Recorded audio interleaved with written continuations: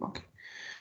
Bueno, entonces vamos a tomar ese como el punto de partida y vamos a dar inicio el día de hoy. Entonces, estamos ubicados, este no es el capítulo de Boet, sí, ese es el capítulo de Leninger, pero en Boet pues corresponde un capítulo parecido, 15, 16, si no estoy mal, ¿sí? Como les digo, pues me costó mucho conseguir la presentación para dar la clase el día de hoy. El contenido es exactamente el mismo, sí, solo es una presentación con otras imágenes, ¿sabes? Un poco más dinámica. A mí me gustan mucho las imágenes de Lenin. Bueno, entonces vamos a ubicarnos un poquito dónde es que estamos en nuestro mapa metabólico, ¿sí? Estamos ubicados en este sector, ¿sí? Estamos ubicados en este sector puramente en la mitocondria. Y es lo que nos va a llevar el estudio, este curso, eh, también perdón, esta clase, la otra, y en la otra semana también estaremos hablando de esto. Bueno, entonces, a lo largo de estos días hemos estado hablando sobre el complejo piruvato deshidrogenasa. ¿Sí se acuerdan que era el paso de piruvato a acetil-CoA con pérdida de CO2? Pasamos de una molécula de 3 carbonos a una molécula de 2, siendo esta activada mediante la coenzima A. ¿Ok? Bueno, una vez generada la acetilcoenzima A, pues teníamos este paso que es el ciclo del ácido cítrico. Pregunto, ¿la síntesis de acetil-CoA en dónde ocurre? ¿En qué parte de la célula? ¿En citoplasma, mitocondria? ¿Dónde? Y mitocondria. En mitocondria. Ok, muy bien. Ahora bien, otra pregunta. ¿Cómo es que el piruvato pasa desde el citoplasma a la mitocondria? ¿Pasa por difusión o cuál es el mecanismo de transporte?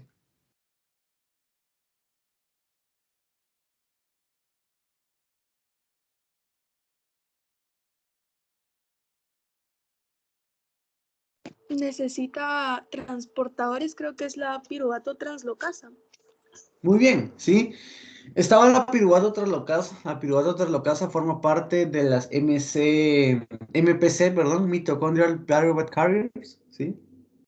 Y la piruvato translocasa se encarga de pasar piruvato citoplasmático a mitocondrial. Y una vez aquí ya puede ser utilizado por el complejo piruvato deshidrogenasa. Ok, ¿se acuerdan que teníamos las E1, E2 y E3? Piruvato deshidrogenasa, hidrolipoil transacetilasa y dihidrolipoil deshidrogenasa. ¿Ok? Este complejo enzimático hacía uso de 5 coenzimas. A ver, alguien que me las liste.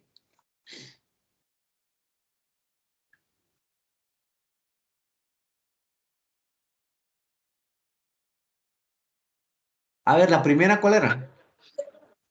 La TPP. TPP, Tiamina. TPP. ¿Sí? Tiamina pirofosfato. Muy bien. La segunda, ¿cuál era? Lipomida. lipamida, Lipoamida. Sí, muy bien. La tercera, Coba. Coa. Coa. coenzima A. ¿Sí? Derivado del pantotenato. La cuarta, FAD. FAD, el FAD, sí, el FA además. Derivado de la riboflavina. Y la quinta, ¿cuál era? el NAD más. NAD más. ¿Ok? Derivado de la niacina. Ok, muy bien. Entonces ya tenemos claro cómo es que funcionaba este complejo enzimático. Bueno. ¿Se acuerdan que E1 era el paso limitante de la reacción? Sí, porque en E1 es donde teníamos la especificidad del sustrato, ¿sí? Y la actividad dependiente de la concentración del piruvato que iba generándose por la vía glucolítica. E1 pasábamos a E2 y E2 era reconstituido mediante E3, ¿ok? Al final de cuentas teníamos este proceso de acá, ¿sí? Que teníamos el primer paso de la descarboxilación de piruvato y formación de hidroxietil TPP. El hidroxietil pasaba a acetilar a un sulfuro de lipoamida, teniendo una lipoamida acetilada. Liberábamos acetilcoenzima A con la entrada de la coenzima A. Teníamos una forma reducida de la lipoamida. Y esta lipoamida reducida se oxidaba en el complejo 3. ¿Sí? Mediante FAD, generábamos FAD+. Generábamos la forma oxidada de la lipoamida restaurándola. Y el FADH2, pues vean, transfería los electrones al NAD+, generando NADH. Esto de aquí, al final, ¿qué es? Energía, ¿sí? Es una forma de energía. Son estos equivalentes reducidos de energía. Más adelante, vamos a hablar un poquito más acerca de esta equivalencia reducida de energía. Y bueno, ¿a cuánto equivale realmente un NADH?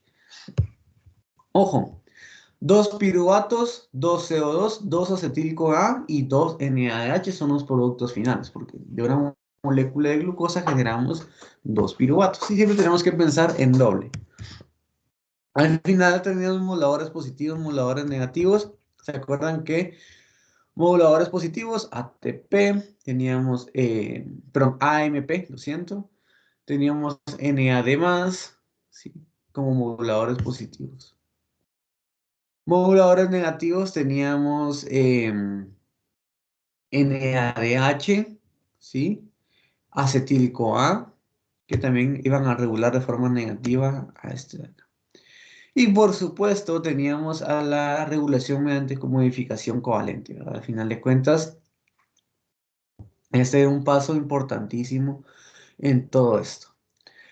Ahora bien, ¿alguien que me pueda explicar la importancia del oxígeno en todo esto? ¿Por qué decimos que el paso de piruvato a acetil-CoA es un proceso aeróbico?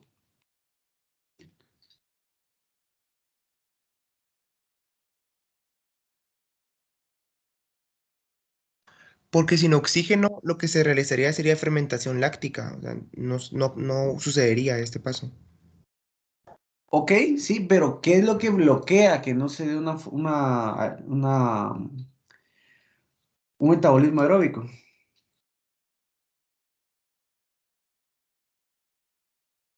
¿Qué es lo que hace que se dé la fermentación láctica? ¿O por qué el oxígeno está tan involucrado en todo esto? Si se dan cuenta aquí, moduladores positivos y negativos, no hay nada de oxígeno. Porque esto, por lo tanto, se considera un metabolismo aeróbico. ¿Sí? Guido, no sé si es por lo del gen HIF, que Sí, activaba la justamente piruvato eso. deshidrogenasa sinasa y esa inactiva al complejo piruvato deshidrogenasa. Exacto, muy bien, sí. Eso lo mencionábamos en nuestra clase un poquito de cuando comparábamos un poco las células cancerosas con las normales. Nosotros decíamos que la hipoxia generaba o activaba esta proteína HIF, promovía la expresión del gen HIF. El gen HIF lo que hace es activar a la piruvato deshidrogenasa quinasa, ¿sí? Y si la piruvato deshidrogenasa quinasa está activa, vean qué pasa, flechita, tenemos una forma inactiva de piruvato deshidrogenasa. Es decir, el piruvato se acumula y por lo tanto, ¿cuál es el destino del piruvato? Lactato, ¿sí? He ahí la importancia del oxígeno en todo el proceso, en todos estos procesos aeróbicos, ¿ok? Bueno, aquí está, vean, la hipoxia, ¿sí? Activa la proteína HIF y la proteína HIF activa a la proteína, a la PDK1, que es la piruvato deshidrogenasa quinasa. ¿Qué es lo que hace esta? Bloquear piruvato deshidrogenasa, impidiendo el paso de piruvato a acetil-CoA, bloqueando toda la vía aeróbica. Al final de cuentas, pues tenemos esto de acá, piruvato, lactato. Bueno, entonces esto nos dejaba ver cómo es que funcionaba o cuál era el rol del oxígeno en todo esto. ¿Por qué? Porque en ausencia de hipoxia, es decir, en presencia de oxígeno, el gen HIF no está activo. Por lo tanto, no hay bloqueo por esta vía de la PDK1, siendo que PDH esté siempre activo. ¿Ok? Entonces, ahora partimos ¿de quién? Del acetil-CoA.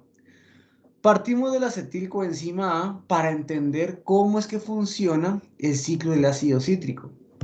Realmente el ciclo del ácido cítrico viene a formar parte del punto central de metabolismo, ¿sí? Les voy a enseñar algo. Aquí vamos a ver. Vamos a ver aquí.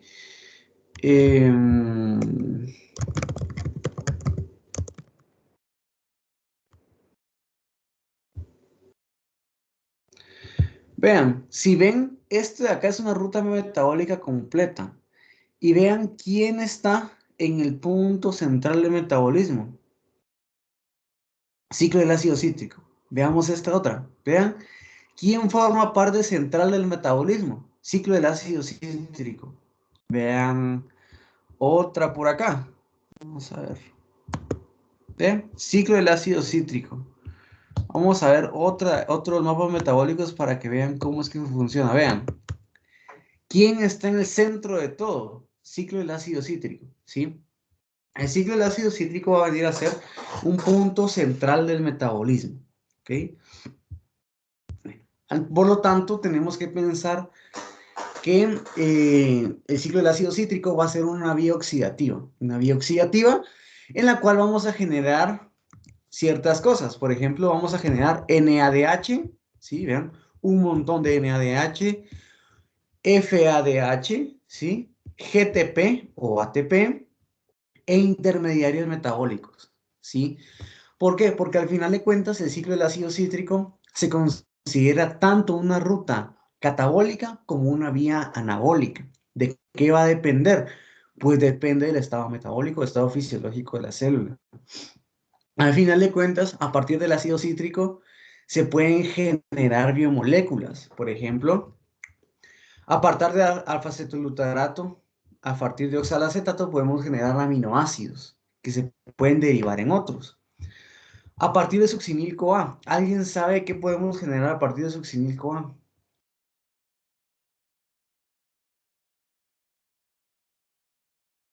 ¿Alguien ha Ácidos leído? grasos.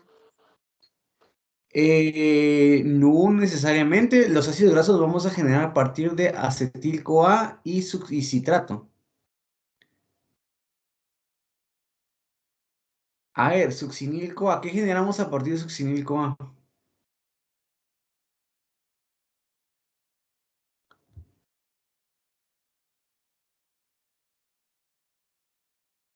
A ver, ¿alguien?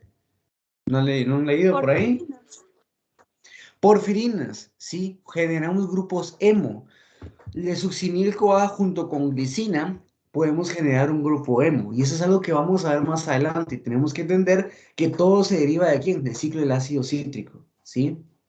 Por ejemplo, cuando nosotros degradamos ácidos grasos de cadena impar, se van a ir degradando y algunos, ¿sí? La cadena impar se va a incorporar en forma de succinilcoenzima A. Vamos a ver que los ácidos grasos degradados se van a incorporar en forma de acetil-CoA o citrato. Vamos a tener derivados interesantes, por ejemplo, a partir de alfa-cetoglutarato generamos glutamato, a partir del glutamato generamos GABA, que pues es un inhibidor de neurotransmisores. Entonces, realmente forman parte de una red altamente regulada de síntesis y catabolismo. ¿Por qué? Porque también aquí van a venir a caer productos degradativos de biomoléculas, ¿sí? Bueno, entonces, vean, el ciclo del ácido cítrico está compuesta por 8 reacciones altamente reguladas, 8 reacciones que todas tienen sentido, ¿ok? De las 8 reacciones, ustedes basados en sus conocimientos de bioquímica, ustedes pueden decirme cuáles son las enzimas reguladoras del ciclo del ácido cítrico. ¿Cuáles creen que son?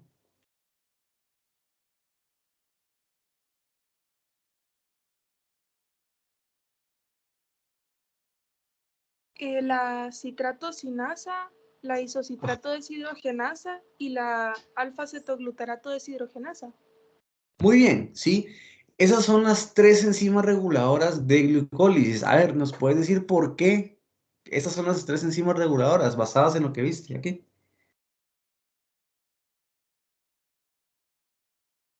Em, Creo que es porque son irreversibles. Porque... Justamente, sí, gracias. ¿Se acuerdan que con glucólisis esto también pasaba? Las enzimas reguladoras tendían a ser irreversibles. Y eso es algo que nosotros podemos ver fácilmente en un mapa metabólico. Podemos ver una reacción irreversible y pensar, bueno, muy probablemente esta enzima esté regulada de forma alostérica. Esta es nuestra enzima reguladora en esta ruta, ¿sí? Entonces, cuando hablamos del ciclo del ácido cítrico, ojo, así se llama ciclo del ácido cítrico, le pueden llamar ciclo de Krebs, ¿sí? Hans Krebs fue el descubridor de este ciclo tan importante. Él contribuyó a descubrir los metabolitos producidos por las 8 enzimas, ¿sí? Y pues fue nombrado en su nombre, ¿verdad? El ciclo de Krebs. También es conocido como el ciclo de los ácidos tricarboxílicos, los TCA, ¿sí? El TCA es el ciclo de los ácidos tricarboxílicos. Y vamos a ver que los tres son sinónimos y pues vamos a referirnos a lo mismo. ¿Ok? Bueno, entonces, vean. Tenemos acá citrato sintasa, primera enzima reguladora, isocitrato deshidrogenasa, segunda enzima reguladora, y el complejo alfa-cetoglutarato deshidrogenasa, esa tercera enzima reguladora. A partir de acá, tenemos reacciones reversibles. Vean, succinil-CoA sintetasa, succinato deshidrogenasa, fumarasa y malato deshidrogenasa. Bueno, entonces vamos a ir viendo reacción por reacción para poderlas entender. Bueno, ahora algo interesante, antes de pasar a la siguiente diapositiva. La definición de ciclo del ácido cítrico es como una oxidación de acetil-CoA, ¿sí?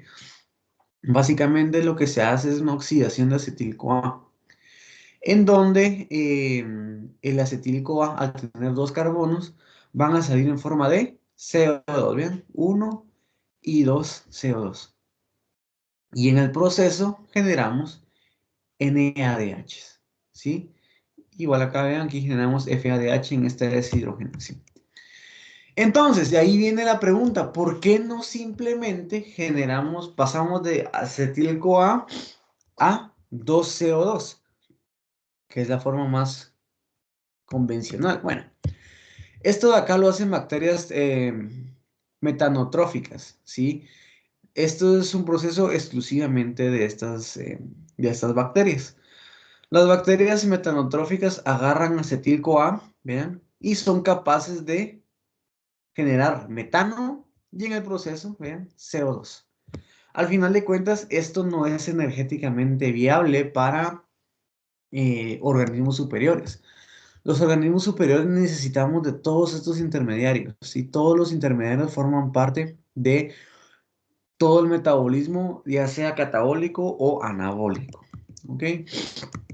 Bueno, entonces vamos a iniciar a hablar sobre el ciclo del ácido cítrico, el TCA, o el ciclo de Krebs. ¿Okay? Ya mencionamos a las tres enzimas reguladoras, citrato sintasa, isocitrato deshidrogenasa y alfa-cetoglutarato deshidrogenasa. Hoy, pues como tenemos tiempo, vamos acorde a los programas, vamos a hablar únicamente de las primeras tres enzimas que corresponden a ser nuestras enzimas reguladoras. ¿Ok? Bueno. Entonces, vean, aquí ocurre algo interesante. Recordemos un poco PFK1. A ver, PFK1, ¿en qué ruta estaba? En glucólisis. En glucólisis. Justamente era una de las enzimas reguladoras más importantes de glucólisis. Recordemos un poquito su regulación. ¿Se acuerda que el citrato era un regulador negativo de la PFK1? Recordamos esto, ¿verdad? Sí. Bueno, entonces, ¿por qué todo esto? Porque realmente, si nosotros nos podemos saber el ciclo del ácido cítrico, que es una ruta de generación de energía, NADH, FADH es energía, vean, el citrato va a formar parte de uno de los pasos limitantes para todas las demás reacciones. Si hay acumulación de citrato, ¿qué quiere decir? que isocitrato deshidrogenasa, pues no va a estar activo. Isocitrato deshidrogenasa se activa por demanda energética, eso lo vamos a ver después, ¿sí? Al final de cuentas, si no hay demanda energética, el citrato se acumula y el citrato que está a nivel mitocondrial sale al citoplasma, entra, pues sale de la mitocondria, entra al citoplasma y causa una regulación alostérica negativa en PFK1, ¿sí? Entonces, tenemos que ir recordando y enlazando cosas. Ustedes se han dado cuenta que bioquímica no es que una semana veamos un tema y lo olvidemos a la semana siguiente. No, siempre vamos acarreando las cosas, ¿sí? Entonces, pues aquí hago mención a esto para que recordemos que el citrato es un regulador negativo de PFK1. Bueno, la vía glucolítica. Bueno, entonces, primera reacción. Dice, la primera reacción consiste en la introducción de átomos de carbono en forma de acetil-CoA. Justamente la primera reacción, aquí les dice, es una condensación. Es una condensación entre oxalacetato y acetil-CoA, ¿sí? Vean, el oxalacetato, una molécula de 4 carbonos, incorpora 2 carbonos en forma de acetil-CoA. ¿Qué sale? Vean, la coenzima. Al final de cuentas, esta coenzima queda flotante en mitocondria. ¿Sí se acuerdan que yo les contaba que teníamos bancos de coenzima A nivel mitocondrial?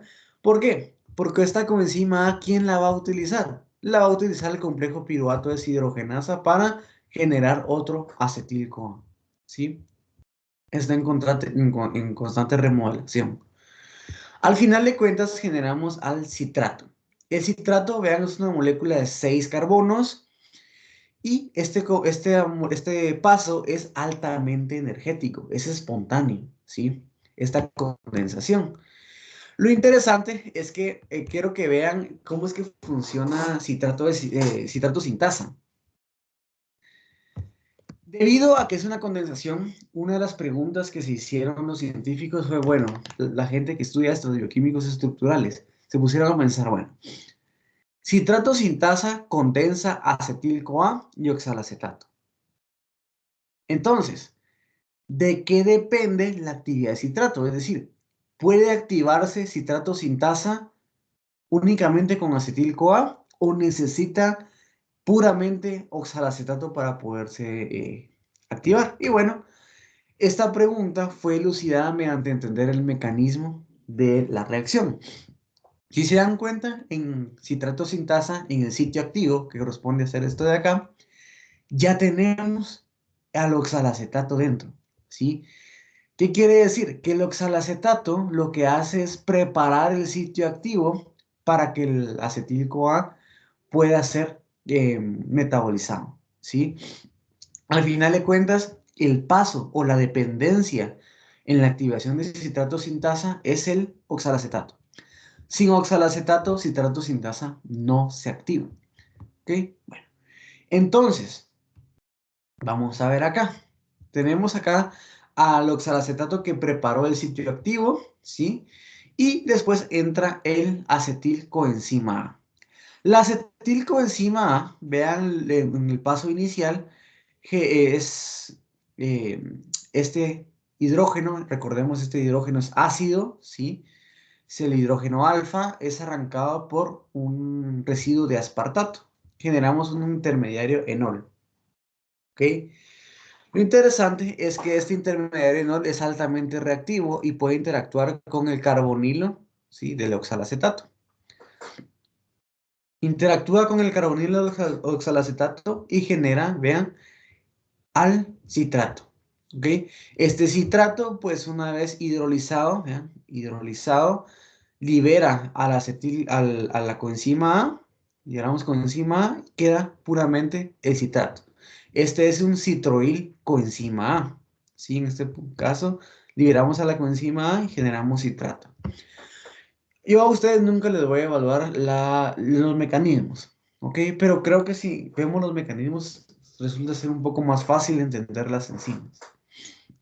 Bueno, entonces, Primera reacción, una condensación entre oxalacetato y acetil-CoA. Entonces, ahora imaginemos una célula que necesita ciertos aminoácidos para poder funcionar. Imaginemos que está en un estado anabólico, ¿sí? De síntesis. ¿Quién, a partir del oxalacetato, qué aminoácido puede generar? Recordemos. Mediante las transaminasas. Aspartato. Bien, justamente eso, ¿sí? A partir de oxalacetato generamos aspartato. Entonces imaginemos una célula que va a tener una alta demanda energética o que esté en procesos biosintéticos. Si va a necesitar aspartato. Por lo tanto, el oxalacetato se va a ir a hacer aspartato. Y ahora nace la pregunta, bueno, ¿estará activa citrato sintasa? ¿Estaremos generando citrato en este ciclo del ácido cítrico? No, ¿Sí o porque no no? es oxalacetato. No. Ya dijimos muy bien que el oxalacetato es paso indispensable para la síntesis de citrato.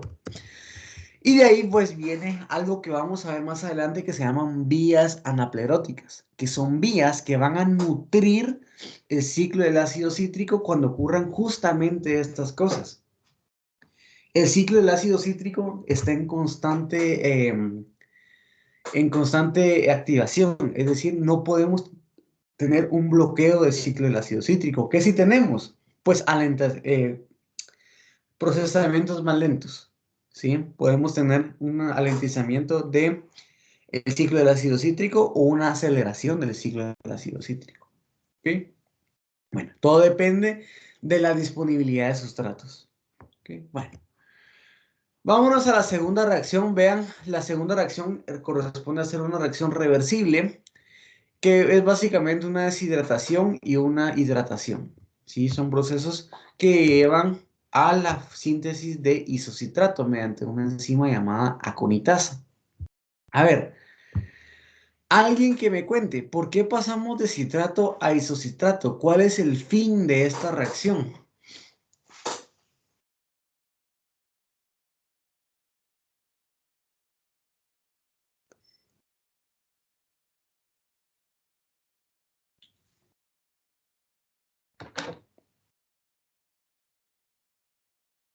A ver, ¿para qué necesitamos pasar de citrato a isocitrato? ¿Qué ven en las moléculas diferente? En A, pues aquí, ajá.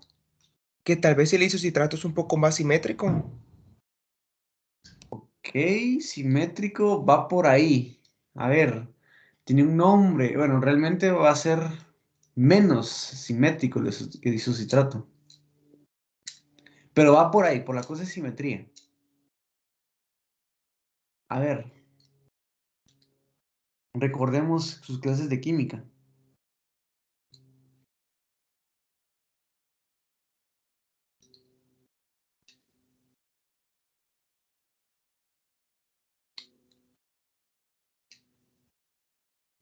A ver, vean, globalmente no pasó nada. Salió agua y entró agua. ¿Sí? ¿Qué pasó? Hubo una isomerización del citrato. A ver, dígame, ¿el citrato tiene carbonos quirales?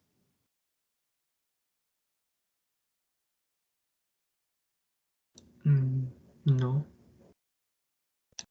Vean este de acá. Este carbono no es quiral porque va a tener dos enlaces idénticos. ¿Qué hablábamos de las enzimas? Las enzimas son estereoespecíficas, ¿sí? Son estereoespecíficas y bueno, con la conitasa lo que generamos es que este carbono, vean, ya sea un carbono quiral, ¿sí? Al ser un carbono quiral, pues este ya puede ser obtenido como sustrato para las demás enzimas, siguiendo la regla de quiralidad en los sustratos. ¿Ok? Bueno, ese es el fin de la conitasa, la isomerización de citrato. ¿Ok? Y vean, acá eso es bien interesante. En las plantaciones los científicos se han aprovechado del ciclo del ácido cítrico para utilizarlos o para generar pesticidas que pues acaben con las plagas, por ejemplo, estos animales que se van a comer todas las plantaciones, ¿sí? Y bueno, esto es bien interesante porque hay un pesticida que se llama fluoracetato. El fluoracetato, pues siguiendo con todas las reglas de bioquímica, al ser un acetato, se va a generar la coenzima A, ¿sí? Generando el fluoracetilcoenzima A. Cuando la fluoracetilcoenzima A es condensada con oxalacetato mediante citato sintasa, se genera el 2-fluorocitato. El 2-fluorocitato es tóxico, ¿sí? Haciendo que pues todas las plagas mueran. Y así es como entender el ciclo del ácido cítrico ha llevado a muchas aplicaciones de estas, ¿sí? Una de estas, utilizarlos como pesticidas, ¿ok? Bueno, entonces, primera reacción, condensación de oxalacetato y acetil-CoA para generar citrato mediante citrato sintasa. Segunda reacción, isomerización de citrato. Pasamos de citrato a isocitrato mediante la aconitasa. Tercera reacción. ¿Ok? La tercera reacción consiste en la generación de CO2 por la deshidrogenación ligada a NAD+. ¿Sí? Va a ser una deshidrogenación, descarboxilación, mediada por isocitrato deshidrogenasa. Vean, así está, este es el isocitrato. ¿Ok? El isocitrato va a estabilizar a esta parte de abajo con magnesio, ¿sí? Se va a estabilizar. ¿Y qué genera? Pues una forma inestable de este carboxilio. Si este carboxilio va a estar eh, inestabilizado. Al final de cuentas, la deshidrogenación inicial de estos dos, para estabilizarlo con magnesio, se da mediante NAD+, ¿sí? Generando NADH o NADP+, generando NADPH. ¿De qué depende si se usa NAD+ o NADP+? De la isoenzima, ¿sí? Vamos a ver que hay 3 isoenzimas de isocitrato deshidrogenasa. Y esto va a ser muy importante para pues, entender la dependencia de NAD+ o NADP+. ¿Ok? Bueno, entonces, vamos a ver que se va a dar la descarboxilación del isocitrato, ¿ven? Descarboxilamos. Y junto con esto se va a dar el regreso a la estabilidad desligada de magnesio. En este caso, ¿qué generamos? El alfa-cetoglutarato, ¿sí?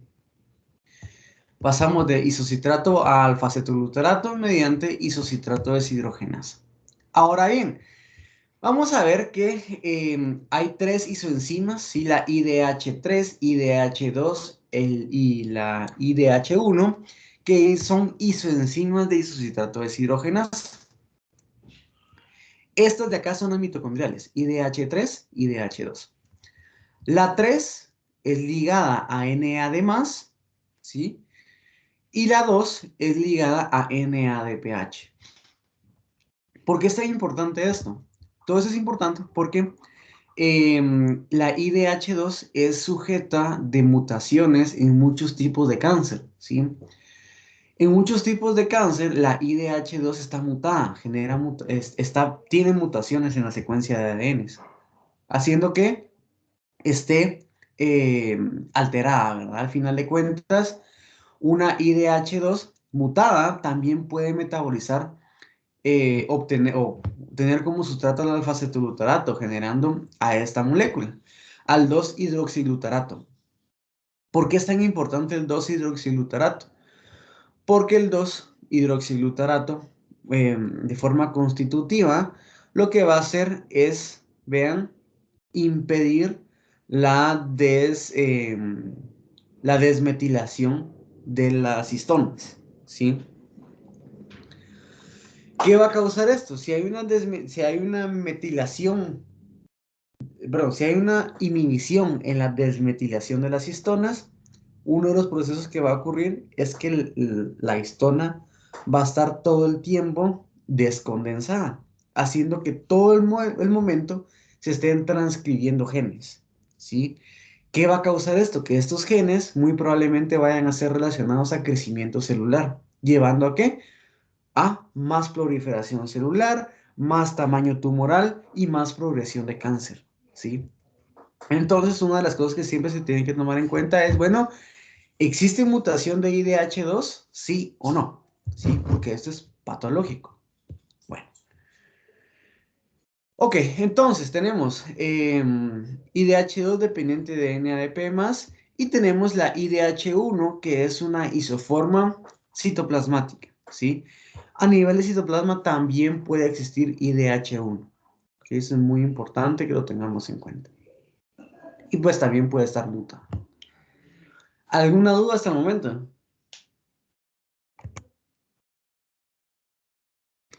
Sí, una pregunta. Tú dijiste que la 2-hidroxiglutarato descondensa las histonas, ¿verdad? Es que eso no me quedó muy claro.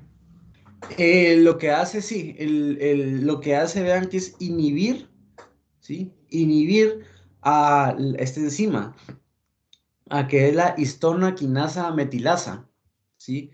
Entonces, lo que hace, perdón, es inhibir la metilación de las histonas. Perfecto, muchas Entonces, gracias. ¿sí? Ok.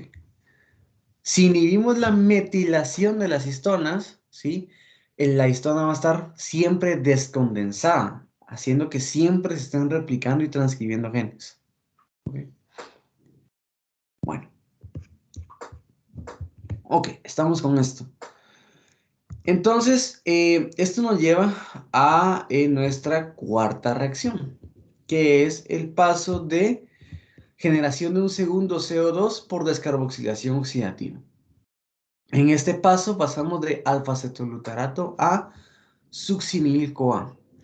A ver, ¿esta reacción les suena de algún lugar? ¿Dónde vimos algo parecido?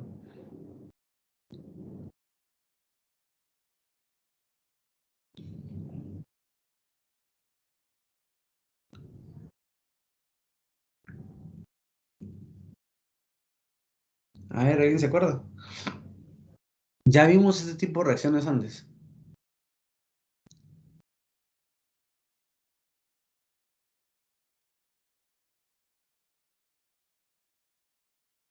A ver, ¿no le suena algo el nombre de la enzima?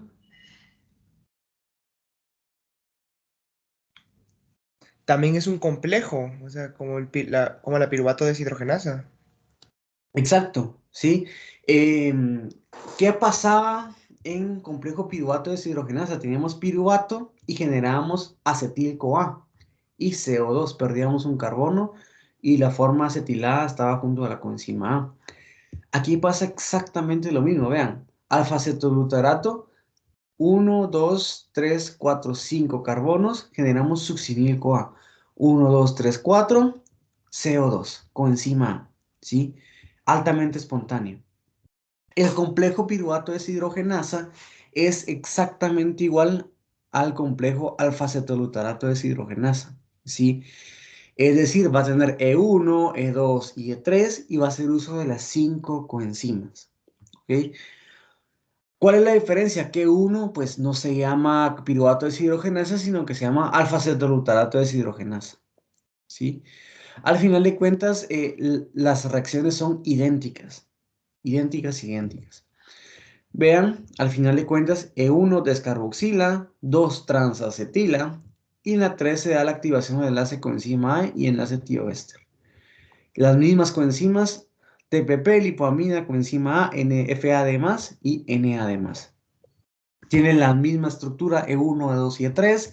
E1 igual es el paso limitante, porque es donde fijamos el sustrato, ¿sí? Y lo interesante es que en metabolismo vamos a ver 3 complejos enzimáticos idénticos. Primero, el complejo piruvato deshidrogenasa, este ya lo vimos, vean, que es el paso del piruvato acetil-CoA. Vamos a ver uno en el ciclo del ácido cítrico, que es el complejo alfa-cetoglutarato deshidrogenasa, vean, idéntico. Generamos NADH. Y tenemos otro en la oxidación de aminoácidos ramificados. Y este de acá se llama complejo complejo aminoácido desramificado de deshidrogenasa, ¿sí? Y funciona exactamente igual. 2 y E3, 5 coenzimas, ¿sí? Esto de acá ya lo hablaremos más adelante. Ya más adelante hablaremos sobre este complejo enzimático. Bueno, hasta el momento llevamos 2 de 3, ¿ok? Muy importante que lo recordemos. Y al final de cuentas, ¿qué generamos? NAD+. ¿Qué es esto? Energía, ¿sí? Vean, vamos aquí. Entonces, el succinil-CoA, pues dependiendo del estado metabólico, pues va a poder llegar a ser un grupo hemo, ¿ok? Un grupo hemo funcional. Entonces, a ver, ahorita hablar algo interesante. ¿Dónde se forma el grupo hemo?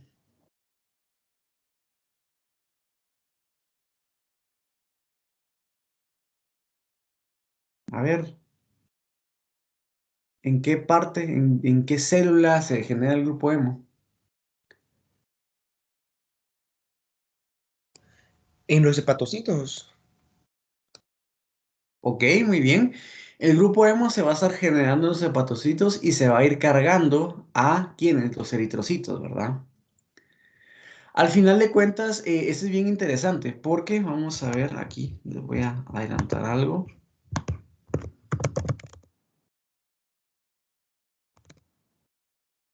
Vean. El grupo hemo se va a estar generando, tanto va a iniciar su síntesis en mitocondria. ¿Por qué? Porque vean quién necesita. Succinil-CoA. Esa es una molécula puramente mitocondrial. Se va a citoplasma y vean dónde termina. Termina en mitocondria, ¿sí? Al final de cuentas, el ciclo la síntesis del grupo hemo eh, resulta ser un proceso altamente ordenado de dos compartimientos, mitocondria y citoplasma. ¿Ok? Entonces, si necesita mitocondria, vean acá, eso es algo que vamos a ver más adelante, ¿sí? Cómo es que se da la síntesis de estos dos, del grupo hemo. ¿Ok? Bueno, entonces pueden ver, esto es curioso. Como les decía, todo inicia en mitocondria, se va a citoplasma y termina en mitocondria. Al final de cuentas, tenemos que tomar en cuenta que es un proceso altamente ordenado y pues más adelante estaremos hablando de esto más detalladamente y más entraremos en detalle de todo esto, ¿verdad? Ok, entonces, vamos a ver que al final de cuentas los grupos hemo se van a estar cargando a la mitocondria, perdón, a los eritrocitos, ¿sí? Porque pues ahí va a estar la hemoglobina, al final de cuentas. Entonces, durante el estado maduro, el eritrocito, ¿qué organelos presenta?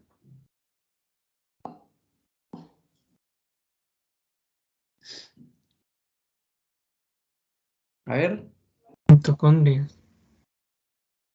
No, justamente un eritrocito maduro va a carecer de todos los organelos, únicamente va a tener citoplasma, ¿sí? Por eso decíamos que el eritrocito únicamente hacía lactato, ¿sí? Hacía glucólisis. Al final de cuentas, ¿sí? Cuando termina la vida útil de un eritrocito, ¿cuánto puede durar vivir un eritrocito? 120 días. Hasta 120 días, ¿ok? Después de los 120 días, pues se degrada. Al final de cuentas, imaginemos una célula, una persona que después de los 120 días, pues está empezando a degradar sus eritrocitos. ¿Qué pasa? Tiene que reemplazarlos, tiene que hacer más. Por lo tanto, en el hígado, el ciclo del ácido cítrico, vean qué va a necesitar succinil-CoA. El succinil-CoA, vean, se va a ir directamente a la síntesis del grupo hemo.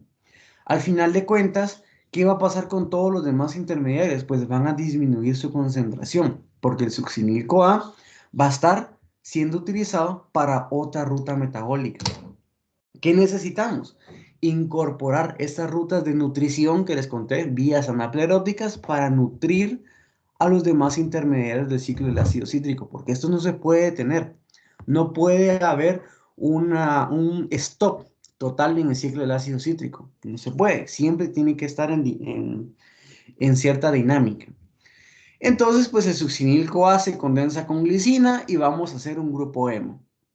Este se carga a un eritrocito ya maduro que pues mediante eritropoiesis se va a estar generando y pues va a tener otros 120 días. ¿Ok?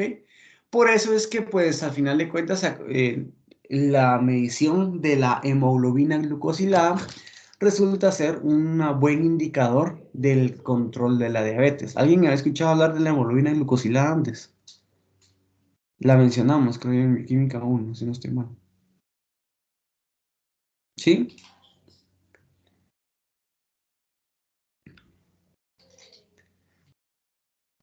¿Sí? ¿No? Tal vez. Creo que Sí. sí, Guido, son eritrocitos. Sí. Sí, ¿verdad? Bueno, al final de cuentas la hemoglobina glucosilada. Siempre hay hemoglobina glucosilada. Siempre, siempre, siempre.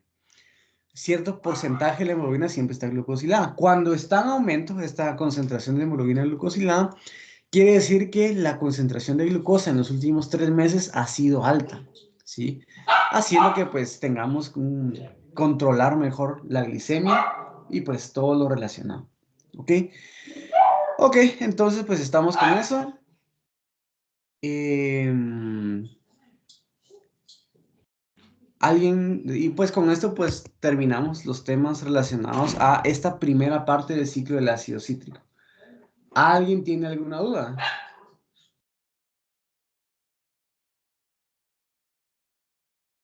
No, Guido, todo claro.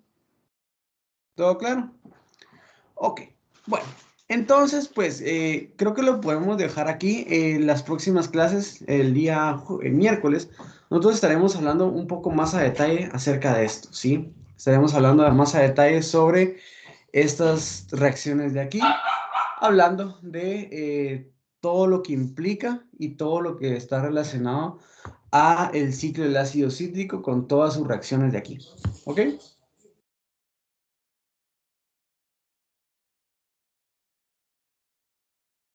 De acuerdo, Guido, muchas gracias. Gracias, Guido. Ok. Feliz día. Gracias, Ok, feliz ya. día. Entonces estaré con mi computadora, con mis presentaciones ya más tranquilo, ya les podré hablar otras cosas que están en otra presentación, ¿sí? Está bien. Entonces, el Muy día bien. miércoles vamos a ver lo de la hoja de trabajo, ¿sí? Que ya va a tener los documentos y vamos a terminar esto. Ok, que tengan un excelente día.